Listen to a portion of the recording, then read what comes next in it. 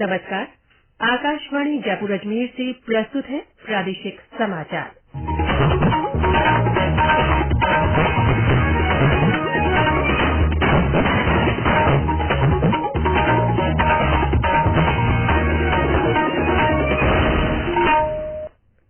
समाचारों के साथ मैं रितिका गुप्ता। रक्षा मंत्री राजनाथ सिंह ने कहा है कि आंतरिक और बाहरी सुरक्षा के बीच खाई कम हो रही है। हालांकि सुरक्षा खतरों के नए आयाम उभरकर सामने आ रहे हैं। नई दिल्ली में राष्ट्रीय रक्षा महाविद्यालय के दीक्षांत समारोह में रक्षा मंत्री ने कहा कि सुरक्षा ढांचे के सामने साइबर और सूचना युद्ध बड़ी चुनौती है।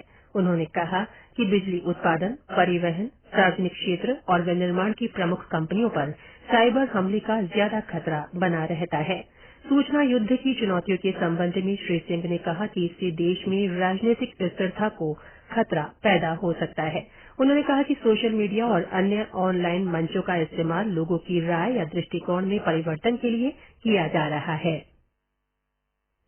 वित्त मंत्री निर्मला सीतारामन ने भारत के हरित बॉन्ड की रूपरेखा को मंजूरी दे दी है। हरित बॉन्ड सतत पर्यावरणीय और जलवायु अनुकूल परियोजनाओं में निवेश सृजित करने का वित्तीय उपाय है। इस मंजूरी से पेरिस जलवायु संधि के तहत स्वीकृत राष्ट्रीय योगदान की प्रतिबद्धता पूरी हो सकेगी। इससे हरित परियोजनाओं के लिए वैश्विक और घरेलू निवेश आकृष्ट करने में मदद मिलेगी। वित्त मंत्रालय ने बताया कि हरित बॉन्ड की रूपरेखा प्रधानमंत्री नरेंद्र मोदी द्वारा पिछले वर्ष ग्लासगो जलवायु सम्मेलन में घोषित पंचामृत के तहत भारत की प्रतिबद्धताओं के अनुरूप है। चूरू जिले की सरदार शहर विधानसभा सीट पर उपचुनाव के लिए आज अधिसूचना जारी हो गई है। इसके साथ ही नामांकन भरने का काम शुरू हो गया है। 17 नवंबर तक नामांकन भरे जा सकेंगे। नामांकन पत्रों की जांच 18 नवंबर को की जाएगी। अभ्यर्थी 21 नवंबर को नाम वापस ले सकेंगे। 5 दिसंबर को मतदान और 10 दिसंबर को मतगणना होगी। गौरतलब है कि सरदार शहर विधानसभा क्षेत्र के विधायक भंवरलाल शर्मा का निधन होने के बाद से ये सीट खाली है। जयपुर में आज से इंडिया स्टोन मार्ट 2022 की शुरुआत हुई। मुख्यमंत्री अशोक गहलोत ने 13 नवंबर तक चलने वाली इस अंतर्राष्ट्रीय प्रदर्शनी का उद्घाटन किया।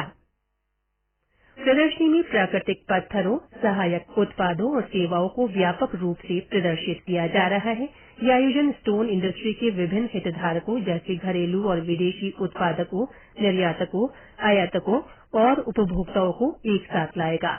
इसमें 19 राज्यों, केंद्र शासित प्रदेश और विदेशों से लगभग 345 प्रदर्शक भाग ले रहे हैं।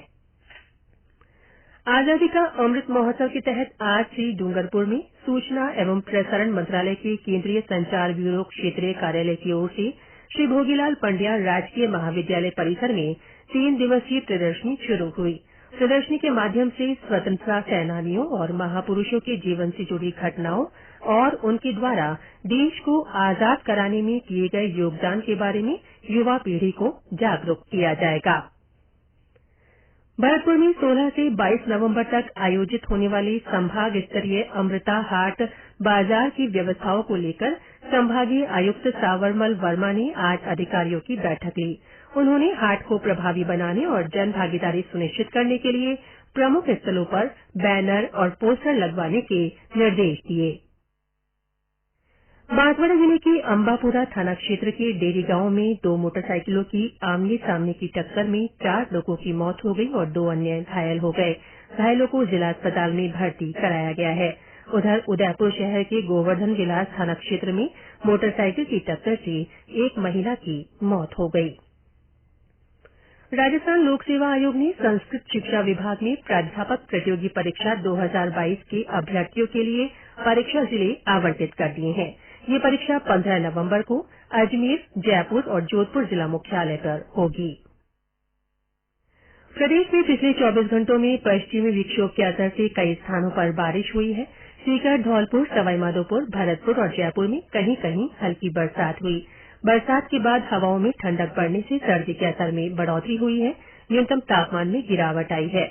आज पूर्वी राजस्थान में उदयपुर का डबोक 14.4 डिग्री सेल्सियस के साथ सबसे ठंडा स्थान रहा। वहीं पश्चिमी राजस्थान में हनुमानगढ़ के संगरिया में सबसे कम 11 डिग्री सेल्सियस न्यूनतम तापमान रिकॉर्ड किया गया।